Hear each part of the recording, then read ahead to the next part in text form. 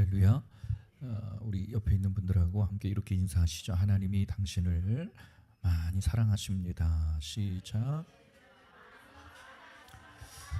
다시 한번요. 하나님은 당신을 간섭하기를 원하십니다. 아멘. 우리가 신앙의 삶을 살아가면서 가장 중요한 것이 있어요. 뭐냐면 하나님이 지으신, 하나님의 형상대로 지으신 저와 여러분들의 인생 가운데 무엇 주시기를 원한다? 복 주시기를 원한다. 이게 하나님의 사랑이에요. 사랑. 그 사랑을 알기 때문에 우리는 그 사랑 안에 머무는 거예요. 부모의 사랑을 자식들이 알면 부모를 섬기게 되고 공경하게 되고 또 그 사랑 안에 거할 때 참된 안식을 누리게 되는 거예요. 믿으시면 아멘. 사랑을 알아야 돼요. 그런데 이 사랑을 모르면 우리 안에 안식의 기쁨이 없다라는 거예요. 성경은 그래서 너희 안에 내가 사랑을 부어주겠다라는 거예요. 자, 그러려면 우리는 반드시 뭐가 필요하느냐? 믿음이 필요한 거예요. 믿음. 이걸 트러스트라 그러죠. 믿음. 다른 말로 말하면 하나님을 신뢰하는 거예요. 내가 얼마만큼 상대를 신뢰하느냐에 따라서 내 모든 것을 줄 수도 있어요. 그러나 신뢰가 깨져버리면 주고 싶은 마음이 없죠. 오히려 내가 무엇인가 너에게 건네준 것이 후회가 되는 거예요. 모든 사람은 이 사랑이라고 하는 것과 연결이 돼요. 모든 인생이 그렇습니다. 사랑하기 때문에 돌보는 거고 사랑하기 때문에 가꾸는 거예요. 하나님은 저와 여러분들 이제 설 명절이에요. 가족들이 또 귀성길에 오른 분도 계시고 또 가족들이 내려오고 자녀들이 내려와서 함께 보내는 시간들이 될 텐데 축복을 여는 여러분들의 인생이 되시기를 간절히 소원합니다. 사람이 살다가 남겨야 될 것들이 많이 있어요. 그런데 그 중에 가장 좋은 것이 무엇일까 생각을 해보니까 부모가 자녀를 향해서 안수하는 거예요. 축복한다 이 말이에요. 이번 명절에는 특별히 가족들이 한 자리에 다 모이시면 예배문도 그 안에 이번에 아주 간결하게 주보에 넣었는데 여러분들이 말씀을 나누고 부모님들이 자녀들을 위해서 기도해 주는 시간이 됐으면 좋겠어요. 마음껏 축복하라. 성경에 많은 인물들이 그랬죠. 그래서 부모된 이들이 자녀들을 축복하는 거예요. 내 생에 하나님의 평강이 임할지어다. 너의 인생과 너의 걸음 속에 하나님의 크신 축복이 임할지어다. 축복해 주시는 복된 가문들이 되시기를 간절히 소원합니다. 그러면 이 축복, 하나님의 예비되어진 이 복을 받기 위해서 우리는 어떻게 해야 되는가? 오늘은 말씀을 아마 제가 목회하면서 가장 짧은 시간이 되지 않을까 전하는 이 설교 시간이, 마음은 그렇습니다. 마음은 늘 그렇게 서는데 여러분들이 집중해서 그 말씀을 들으셨으면 좋겠어요.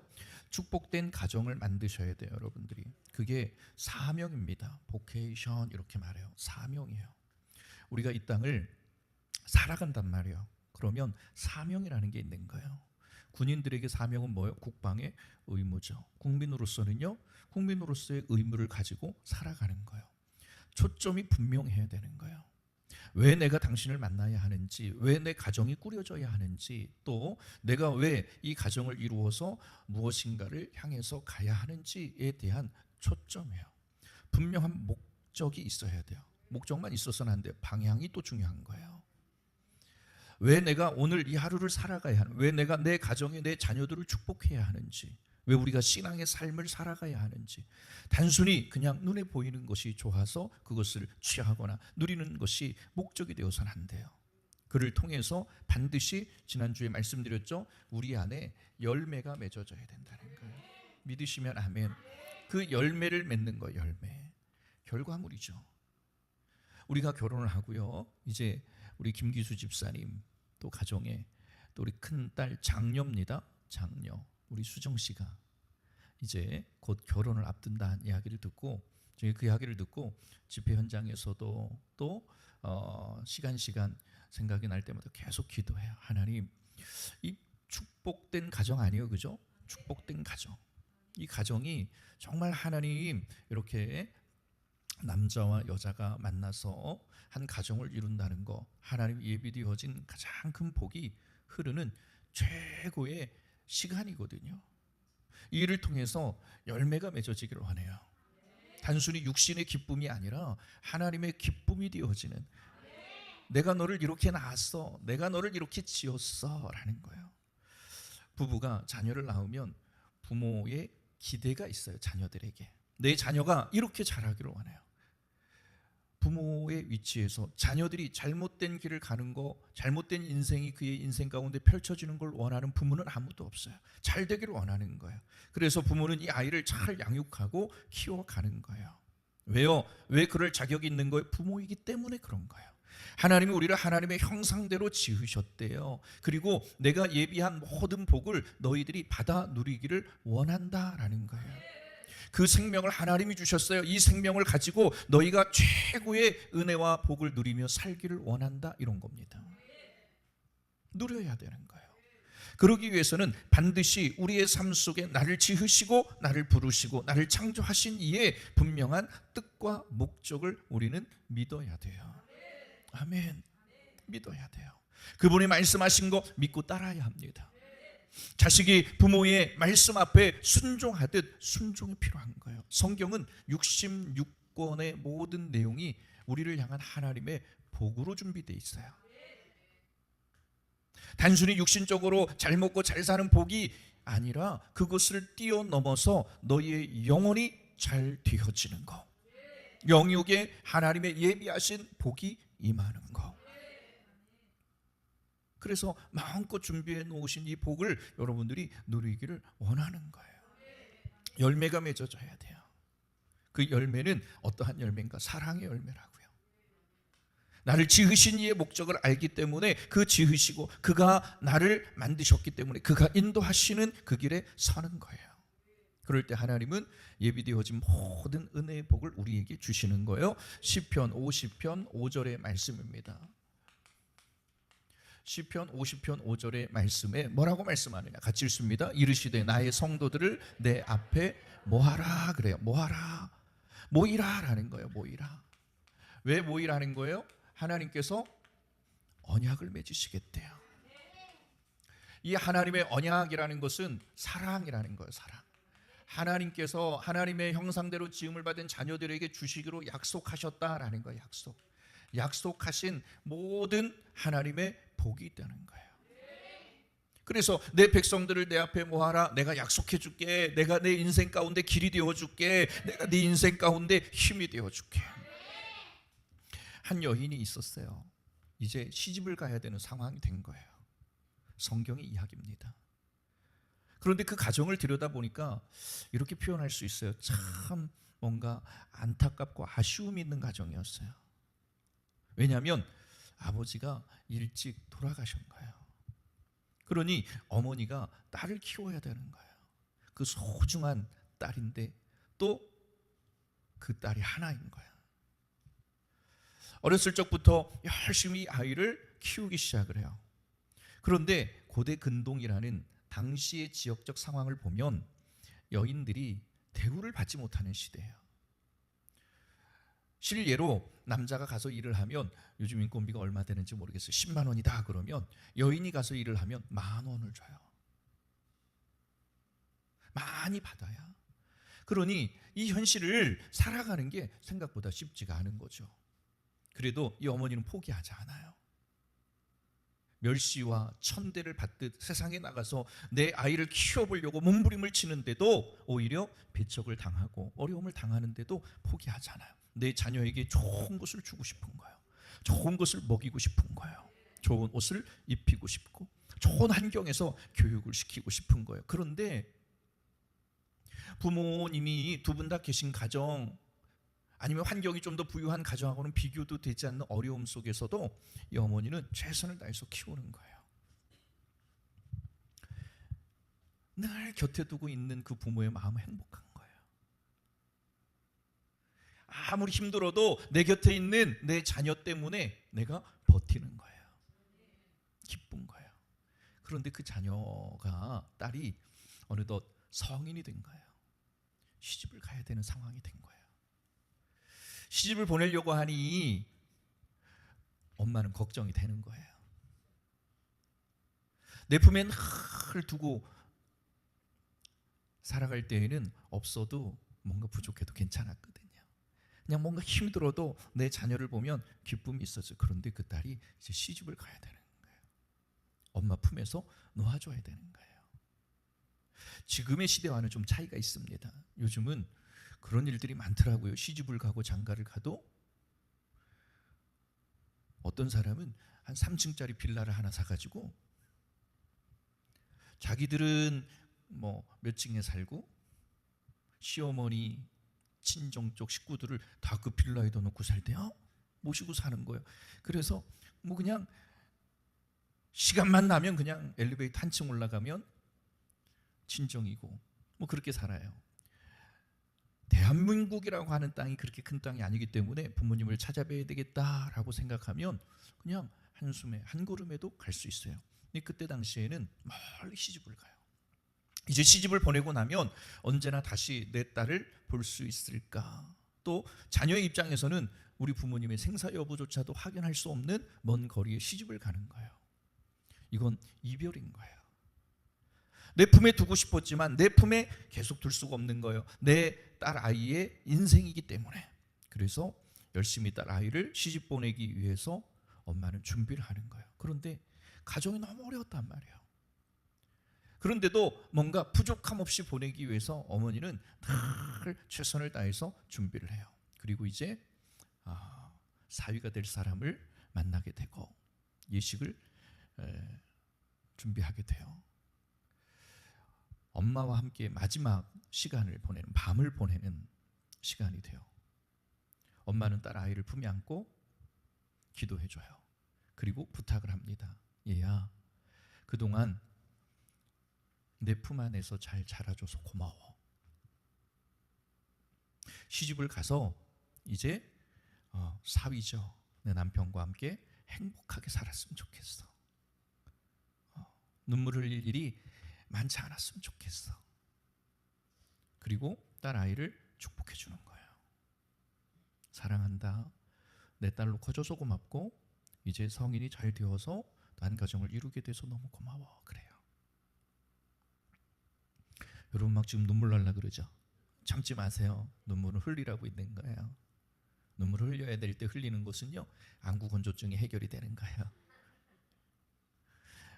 여러분의 눈물이 단순히 나를 낳아주시고 키워주신 육신의 부모에 대한 감사와 존경의 눈물이긴 하지만 더 뛰어넘어서 이런 가정을 허락하신 하나님의 사랑에 여러분들이 반응하시는 시간이 됐으면 좋겠어요. 그리고 딸 아이를 이제 시집을 보내는 거예요. 그런데 시집을 갈 때 지창금이라 그래, 당시에는. 그런데 이 딸 아이에게 너무 가난하게 살았기 때문에 줄 게 없는 거예요. 이 딸 아이에게 줄 수 있는 것은 오직 딱 하나였어요. 어머니의 마음이었고 사랑, 격려와 위로였던 거예요. 그리고 내가 무엇을 줄 수 있을까 하다가 어머니의 마음, 엄마의 마음을 담을 수 있는 그게 무엇일까를 생각하다 보니까 드라크마예요. 드라크마. 우리나라 옛날에 동전 보면 엽전 같은 거 있죠. 이 실에다 꿰가지고 드라크마를 준비를 해요. 아무리 노력을 해도, 아무리 준비를 해도 드라크마를 많이 준비할 수가 없어요. 최선을 다해서 준비한 것이 10개의 동전이에요. 드라크마예요. 그것을 실로 꿰는데 엄마는 단숨에 그냥 10개의 드라크마가 있으니까 모아가지고 주는 것이 아니라 하나하나를 뜬 눈으로 밤을 지새우기 시작을 해요. 시집가기 전까지 딸아이를 위해서 잠도 안 오죠. 그래서 드라크마 하나를 깰 때에 엄마는 많은 걸 못 해줘서 안타깝지만 가장 큰 걸 담기 시작을 해요. 기도해요. 내 딸아이가 시집을 갈 때에 이제 사위 되는 남편과 행복했으면 좋겠어. 그래서 늘 사랑했으면 좋겠어. 늘 사랑하는 그 시간들을 보냈으면 좋겠어. 그리고 두 번째, 또 드라크마의 기도의 제목을 담아요. 막상 시집을 가면 행복할 것 같잖아요. 다 영원히 행복할 것 같잖아요. 그런데 영원한 건 없더라고. 괜히 있잖아요. 연애할 때는요, 그냥 다 용서가 돼. 여러분들도 그러셨죠? 아유 목사님, 그 언제적 얘기인데 기억도 안 나요. 그러는데 그냥 콩깍지가 칵 씌워져 가지고 다 용서가 되고, 아니 내가 볼 때는 별로 안 예쁜데 이쁘대. 다 사랑하는 거야. 용서가 되고 이해가 되고 그가 잘못을 했을 때 덮어주고자 하는 여유도 있어요. 너그러움도 있습니다. 사랑으로 다 해결이 되는 거예요.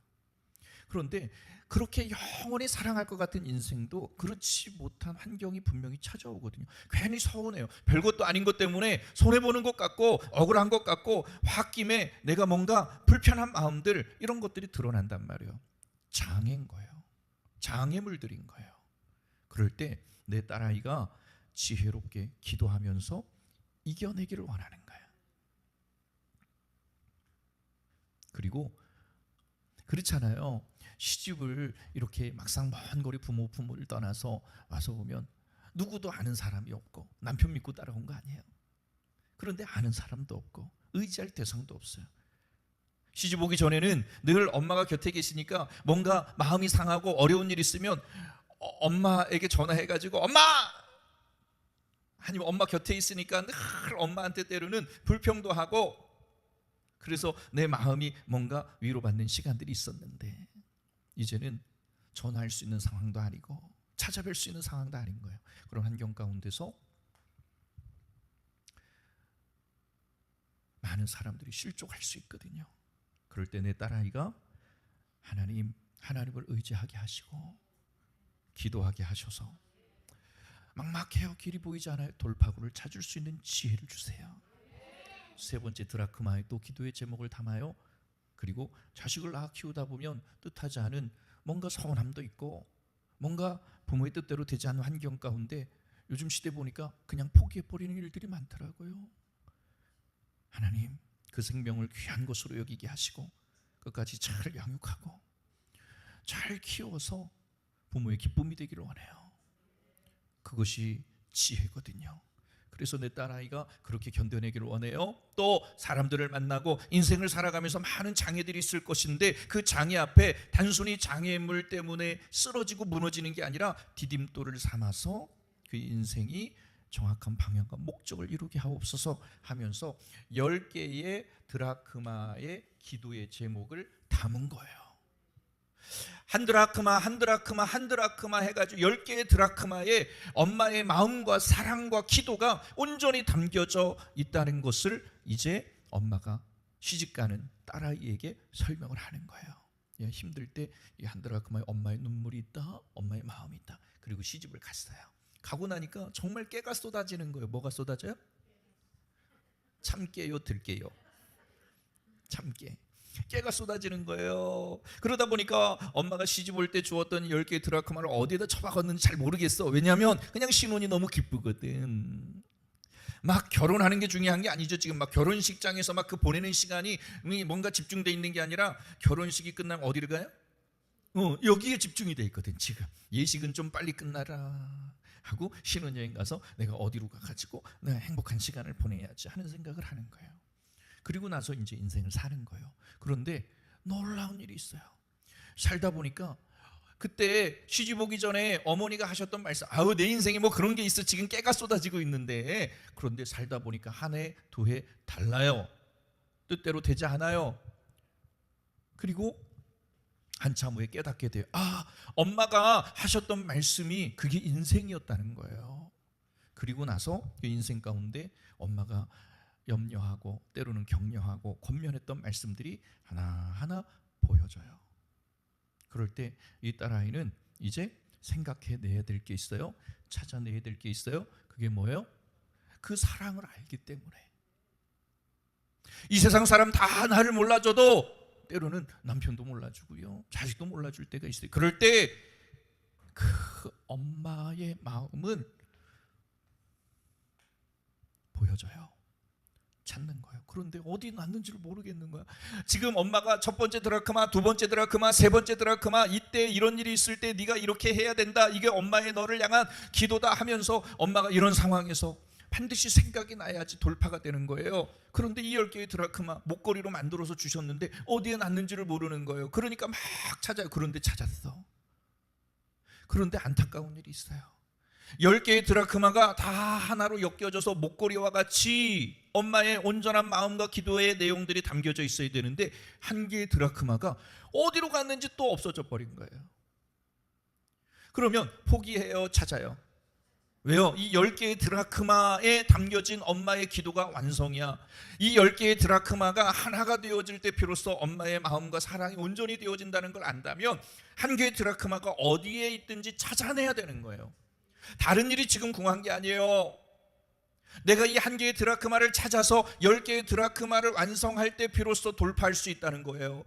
내가 견뎌낼 수 있다는 거예요. 그러니 침대를 뒤집고 장롱을 뒤집고 또 뭐 할까요? 천장을 도배 얼마 전에 했는데 뜯어내더라도 무엇을 해서든지 이 10개의 드라크마를 찾아야 돼요. 그런데 찾고 있는 그 아내를 보고 남편이 그러는 거예요. 나 너 뭐하냐 너 지금. 도대체 그게 뭐라고 그걸 찾기 위해서 온 집안을 난리법석으로 만들어? 남편은 모르는 거야. 10개의 드라크마가. 야 도대체 그 한 개의 드라크마, 야 9개가 있잖아. 9개. 그 한 개의 드라크마가 뭐라고? 야 그걸 찾기 위해서 더 큰 손해를 감수하냐? 주변에서는 그렇게 볼 수 있어요. 그러나 그 딸아이에게는 그 한 개의 드라크마는 9개의 드라크마의 가치보다도 더 커요. 찾아내는 거예요. 찾기 위해 몸부림치는 거예요. 그만해! 그래도 찾아내는 거예요. 왜요? 그 한 개의 드라크마가 있을 때 비로소 내가 힘을 얻을 수 있거든요. 한 개의 드라크마를 찾았어요. 별로 기분이 안 좋아요? 좀 더 찾아야 돼요? 한 개의 드라크마를 찾기 위해서 얼마나 고군분투했는지 몰라요. 그런데 결국 찾아냈어요. 3일을 4일을 5일을 거쳐서. 암이 약해지는 거 보니까 1년으로 가야 되는 거예요. 지금 찾아내는 거예요. 그러면 얼마나 기쁠까요? 이 의미를 모르는 사람은 한 개의 드라크마가 야 그게 뭔데 이렇게 무시해요. 죽었다 깨어나도 그 딸 아이 외에는 이 의미를 모르는 거예요. 여러분 이런 마음이 우리 안에 있어야 되는 거예요. 나 한 사람인데요, 그 한 사람인데요, 도대체 그 한 사람이 뭐라고요? 아니에요. 내가 좋아서 하는 것 같지만 실상은 그렇지 않아요. 하나님은 저와 여러분 한 분 한 분을 존귀하게 여기신다는 거예요. 여러분 한 분이 계시기 때문에 가능한 거예요. 여러분 한 분이 계시기 때문에 하나님의 온전한 사랑이 깨달아지는 거예요. 남자와 여자가 좋아서 그냥 단순히 좋아서 만나서 결혼하는 거예요? 아니에요. 그 한 사람이 있어야 하기 때문에 내 인생 가운데 그 한 사람이 있음으로 말미암아 참된 기쁨이 있는 거예요. 그 사랑과 의미를 깨닫게 되는 거예요. 그런 여러분이 얼마나 소중해요. 여러분의 자녀들이 얼마나 소중합니까?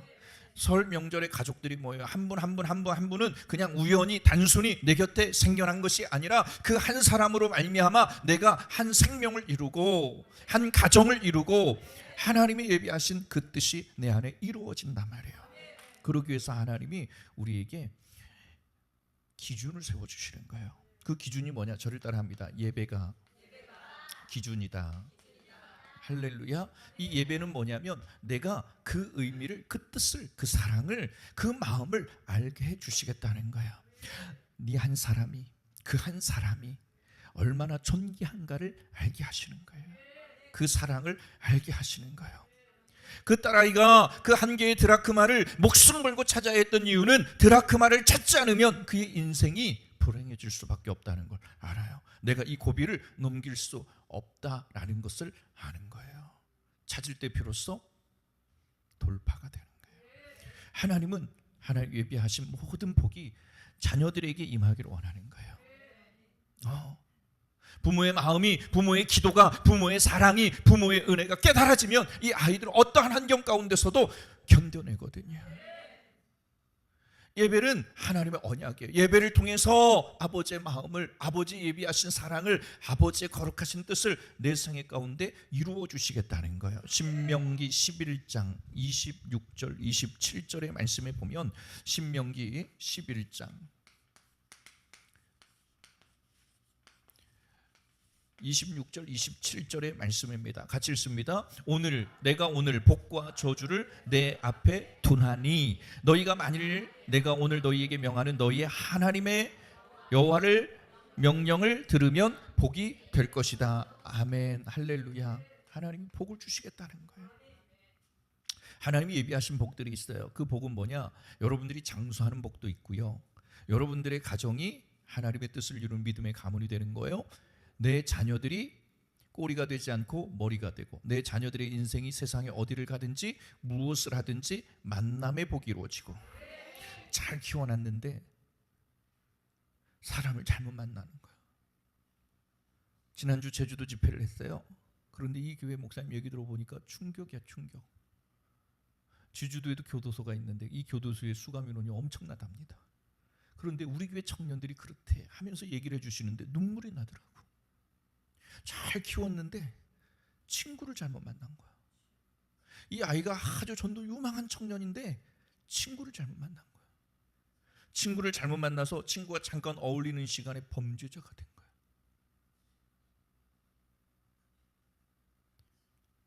부모는 내 자식이 잘 자라고 있으니까 앞으로 미래가 너무 촉망하니까 뭔가 기대하고 있는데 이게 웬일이에요. 엄마 잠깐 친구 만나러 갔다 올게요 하고 나갔다가 범죄자가 되어서 평생의 그 어머니의 출산을 했어요. 자꾸 어린 영혼이기 때문에 어린 아이로 보면 안 돼요. 그 아이도 하나님의 사랑을 입은 하나님의 자녀이기 때문에 그 영은 어리다라고 여기시면 안 돼요. 자꾸 기도해 주라 그랬어요. 만남의 복이 임할지어다. 내 자녀가 열방에 나가 오베데돔의 가문의 자녀들이 복을 받았잖아요. 무엇을 하든지 복이 임하는 거야. 손끝이 닿는 곳마다 복이 임하는 거야. 발걸음이 향하는 곳마다 하나님의 복이 임하는 거야. 이게 하나님의 사랑하는 자녀들을 위해서 다 주시겠다는 거예요. 모든 걸 주시겠다는 거예요. 어떠한 조건도 아니야. 너희가 단순히 하나님의 자녀로서의 신분을 회복하면 다 너희 것이야 라는 거예요. 부모라 그래봐, 엄마라 그래봐, 아빠라 그래봐. 그러면 부모의 모든 재산은 다른 아이의 것이 아니에요. 다른 자녀의 것이 아니에요. 내 자녀들의 것인 거예요. 무엇으로 증명하느냐? 호적 증명이 있잖아요. 예배, 너희가 나를 믿기만 하면, 할렐루야, 그 자리에 서기만 하면 다 주시겠다는 거예요. 그래서 하나님의 모든 말씀은 하나님의 자녀들을 향한 하나님의 복인 거예요. 자꾸 그래서 기도해 주세요. 이 지혜가 있는 사람은요, 어이구 뭐야, 아직 태중에 아기도 없는데 말이에요, 기도하는 거야. 하나님, 태중에 생긴 아이의 만남의 복을 더하시고 지혜를 더하시고 무엇을 하든지 하나님의 역사를 이루는 자녀들의 생이 되게 하옵소서. 세상에 빛이 되게 하여 주옵소서. 부모가 그 정도는 할 수 있잖아요. 자녀들이 그 정도 축복은 하셔야 되잖아요. 복을 주시겠다네. 너희가 무엇을 선택할 것이냐? 그래서 지혜가 필요해요. 지혜로운 부모는 저주가 아닌 복을 선택하는 거예요. 그래서 우리가 믿음의 사람 만나는 것도 복인 것이고, 사무엘상 15장의 말씀에 보니까 사무엘상 15장 26절의 말씀이 26절 같이 읽습니다. 시작. 사무엘이 사울에게 이르되 나는 왕과 함께 돌아가지 아니하리니 이는 왕이 여호와의 말씀을 뭐하였으므로? 버렸으므로. 이게 무슨 얘기예요? 버렸으므로. 여호와의 말씀을 버렸으므로. 우리는 예배자예요. 우리는 예배하는 사람이에요. 우리는 하나님의 말씀을 내 인생의 좌우명과 같이 기준을 삼고 가는 거 캐논이에요. 척도입니다. 그럴 때 기준이 바로 설 때 우리는 흔들리지 않는 거예요. 선과 악에 대한 분명한 기준이 있을 때 우리는 악한 것에 무너지지 않는 거거든요. 예배를 통해서 하나님이 그 기준을 세우시는 거예요. 여호와의 말씀을 버렸으므로 내가 왕과 함께 갈 수 없다. 복이 가로막히는 거예요. 우리 이제 수정씨 한 가정을 이루는데 그 시작이 중요해요. 믿음으로 믿음의 한 가정을 잘 세워갔으면 좋겠어요. 그래서 하나님의 예비되어진 놀라운 역사가 가문 가운데 이루어지고, 그래서 우리 김규수 집사님 또 우리 손 집사님의 인생 가운데 기쁨이 됐으면 좋겠어요. 더 나아가서 많은 이들에게 선한 영향력을 끼치는 그 자녀들과 가문이 되기를 간절히 소원합니다.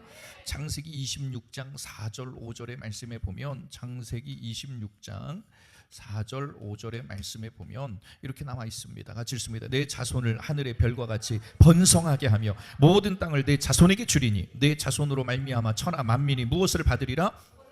자녀가 부모의 기쁨으로 끝나는 게 아니라 부모가 세상의 많은 이들에게 무엇을 끼치는 자가 되느냐? 영향력을 끼치는 자가 되는 거예요. 천하 만민이 복을 받을 것이라. 얼마나 기뻐요. 내 자녀들이 세상 가운데 선한 영향력을 끼친다라고 하는 거 너무 기쁜 일 아니에요? 그런데 하나님께서 말씀 주시는 거예요. 중요한 게 있어요. 그 다음 절이에요. 시작. 아브라함이 내 말을 듣고 무엇을 하면? 그래서 우리는 무엇을 한다? 순종하는 거예요. 순종. 예배하고 말씀 듣고, 말씀 들었다면 그 말씀에 순종하는 거예요. 여러분, 내 자녀를 위해서 어렸을 적부터 기도로 키운 자녀들은요, 당장은 뭐가 별다른 게 없는 것 같아도요, 지나고 보면 달라요. 지나고 보면 기도한 대로 돼요. 기도한 대로. 그러면 지나고 나서 깨달아, 아우 내가 왜 그러지 못했을까, 이런 비려먹을 놈, 이런 비려먹을 놈, 뭔가 이런 비려먹을 놈. 그러니까 애가 맨날 비려먹는 거예요. 그런데 어렸을 적부터 뭐예요? 말을 안 듣고 속상하게 하고, 아이들이 때로는 부모의 어떤 말씀에 순종하지 못, 애들이니까 그럴 수 있다니까. 그럴 때마다 뭐 해야 돼? 너에게 지혜가 임할지어다, 축복받은 내 아들아, 축복받은 내 딸 하면서 자꾸 축복해 주셔야 돼. 그렇게 듣고 자라니까, 그렇게 듣고 자라니까 그 자녀가 듣고 자란 대로 성장하게 돼요. 자꾸 좋은 걸 쬐고 좋은 걸 받고 자라니까 시작은 똑같은 것 같아. 싹이 나고 할 때 똑같은 것 같아. 그런데 열매가 다른 거예요. 열매가 다른 거예요. 그 지혜를 하나님께서 우리에게 허락하셔서 이번에 마음껏 축복하세요. 서운하게 막 가족들 중에도 그럼 예의 축복받을 하나님의 사람아, 만남의 복이 임할지어다, 막 이렇게 하고 가는 거예요. 요즘에 올림픽 하잖아요. 그 어디예요? 그 어디에서 지금 동계올림픽인가 하잖아요. 그래서 우리나라 뭐야 그거 스노보드 그 했대, 막 깁스도 하고, 어린애인데 세계 최고의 선수와 미국 선수인데 이제 경쟁해야 되는 거야. 첫 번째 시도 실격, 두 번째 시도 탈락, 세 번째는 포기할 법도 하지. 다리도 안 좋고 허리도 안 좋고 머리도 아프고 손도 깁스하고, 그 어린 나이에. 그러니까 1차 시도에 실패하니까 울어. 내가 얼마나 준비했는데. 그리고 2차 시도 도전 안 할 줄 아는 또 하는 거야. 그런데 또 똑같은 부분에서 실수를 해요. 점수를 못 얻는 거야. 이제 마지막 한 번 남은 건데. 그러니까 막 또 우는 거야. 두 번째 시도에서 떨어지니까.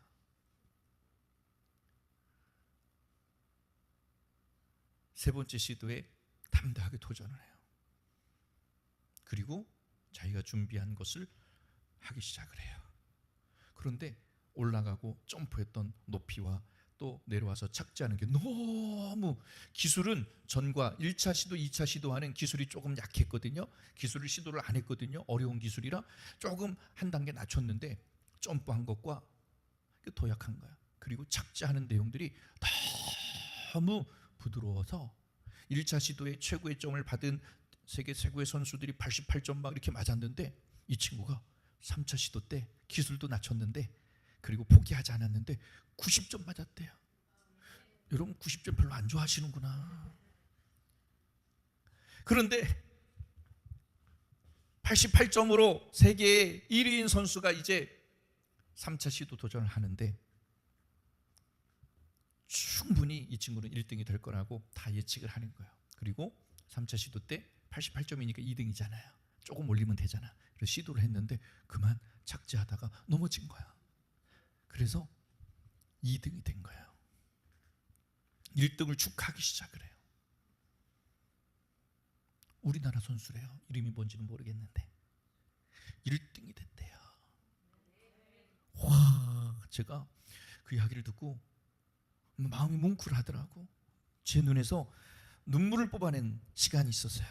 시상식 때 동해물과 백두, 왜 그렇게 애국가만 부르면 눈물이 나는 거예요? 더군다나 이 대한민국 안에서 어떤 일이 있어서 애국가 부르는 것도 마음이 찡한데, 저 먼 타지에 나가서 막 애국가가 불려지면 눈물이 그렇게 나. 이게 대한민국에 대한 애국심이더라고. 여러분 보세요. 순종하는 거야. 말씀에 순종하는 거야. 순종하니까, 내 법도를 지키니까 하나님께서 그의 자녀들의 생에 복을 주셔서 그것으로 끝나는 게 아니라 내 자녀들을 통해서 천하 만민이 복을 받으리라. 지도자가 되게 하신다는 거예요. 단순히 대통령, 외무부 장관, 내무부 장관 뛰어넘어서 세계 모든 만민의 선한 영향력을 끼칠 수 있는 생이 된다는 거예요. 요한복음 15장 7절의 말씀에 보면, 요한복음 15장 7절의 말씀이에요. 같이 읽습니다. 시작. 너희가 내 안에 거하고 내 말이 너희 안에 거하면 원하는 대로 무엇을 원하십니까? 원하는 대로. 사랑하니까 여보 나 오늘 된장찌개, 그러니까 된장찌개가 나오는 거. 맛없어도 영양가가 있는 거예요. 미워하니까 뭐예요? 된장찌개, 그러니까 거기다가 좋은 걸 줘도 몸에 도움이 안 되는 거예요.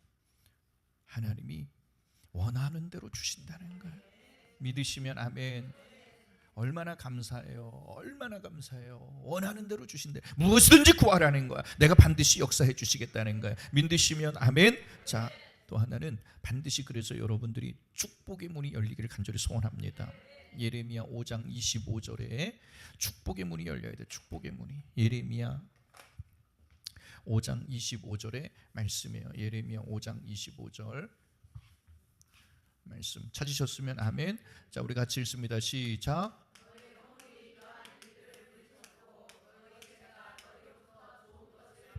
축복의 문이 반드시 열려야 된다. 예배하는 자는 반드시 예배를 통해서 의미를 알기에 축복의 문이 열려야 되는 거예요. 예배 외에, 말씀 외에, 하나님 외에 다른 곳에서 내가 무엇인가를 얻으려고 그러면 어떻게 되는? 축복의 문이 막힌다는 거예요. 혈관이 막히면 어떻게 돼요? 혈관이 막히면 어떻게 돼요? 죽어요. 살 수가 없는 거예요. 혈관이 막히면 뚫어야 되는 거예요. 하나님 우리를 향해서 예비하신 복이 있는데 이 복을 여러분들이 반드시 누리기 위해서 막힌 게 있단 말이에요. 이 막힌 것을 뭐 해야 된다? 뚫어야 된다는 거예요. 뚫어야 돼요. 뚫지 않으면 안 된다는 거예요. 하나님이 예비하셨는데, 하나님이 준비하고 계시는데 왜 못 열어요? 열으시라니까. 열어야 된다니까요. 무슨 일이 있어도 열어야 된다니까요. 예배를 통해, 순종을 통해서 하나님 원하는 거 주신다 그러잖아요. 그런데 무엇이 가로막고 있다는 거예요? 죄가 가로막고 있다는 거예요. 예배하지 않아요. 하나님 없이도 살 것 같아요. 기도하지 않아도 될 것 같아요. 여러분, 현명한 여인, 지혜로운 여인은 기도하는 여인이에요. 자녀를 위해, 가정을 위해, 남편을 위해, 사업을 위해서 기도하는 거예요. 사도행전 2장 37절에 사도행전 2장 37절의 말씀에 보면 같이 읽습니다. 그들이 이 말을 듣고 마음에 찔려 베드로와 다른 사도에게 물어 이르되 형제들아 어찌할꼬. 지금 무슨 말을 들었다는 거예요? 말씀 들은 거예요. 말씀 듣고 뭐 해야 된다? 마음이 변화가 일어나야죠. 말씀이 생기라는 걸 깨달아야 되죠. 말씀을 업신여기며 살아왔던 저들에게 말씀이 들려지니까 찌르는 거예요. 아, 내가 잘못된 길에 섰구나 라는 거. 이게 크락션 같은 거예요. 제가 집회 갔다 너무 피곤해가지고, 그런데 열심히 제가 목적지를 향해서 오고 있는데, 아니 앞에서 제 차로에 차가 막 쌍라이트를 켜면서 크락션 울리는 거예요. 그 제가 너무 화가 나잖아요. 왜 내 차로에 네가 쌍라이트를 켜고 크락션을 울리면서 오는 거야? 그때까지 제가 너무 피곤해가지고 제가 가는 차로가 정상적인 차로로 알고 있었던 거예요. 아니 계속 오는 거예요, 제 앞으로. 야, 그럼 네가 비켜야지. 네가 잘못 왔으니까. 그 내가 잘못된 길로 가야 되니 하고 나서 끝까지 갔는데, 정말 이 간발의 차로 순간 뭐가 보이느냐면, 중앙선에 노란 실선이 있잖아요. 그 실선이 왼쪽에 있어야 되잖아. 제가 1차로에 있다면 오른쪽에 있더라고. 순간 저도 모르게 이 차가 피하지 않으니까 핸들을 돌려 정신을 빡 차리고 나니까 너무 피곤했던 거예요. 아차, 큰일 날 뻔했다. 그러면서 속상한 게 아니에요. 화나는 게 아니에요. 너무 고마웠어요. 누구에게 고마웠을까? 상대방. 크락션을 막 울려주는 거야. 팡팡팡팡팡팡. 잘못된 길을 가고 있어. 네가 네 인생 이렇게 살아도 복 받을 거라고 착각하고 있어. 빵빵빵빵빵빵. 경종을 울려야 되지요. 말씀이 들려지는 거예요. 말씀이 내 안에 찔려야지요. 기도해야 되는구나. 그래서 예배해야 되는구나. 그래서 하나님의 말씀 중심의 삶이 되어야 되는구나 라는 거. 이것이 여러분 안에 여러분의 인생을 최고의 축복의 길로 인도하는 시간이라는 걸 여러분들이 깨달으시기를 바랍니다. 그래서 하나님은 우리에게 결론이에요. 오늘 세 번째, 저를 따릅니다. 천국 열쇠 내게 주리라. 예배하는 자에게, 말씀 앞에 말씀 중심의 삶을 살아가는 게 하나님이 천국 열쇠를 주리라라는 거예요. 얼마나 감사해요.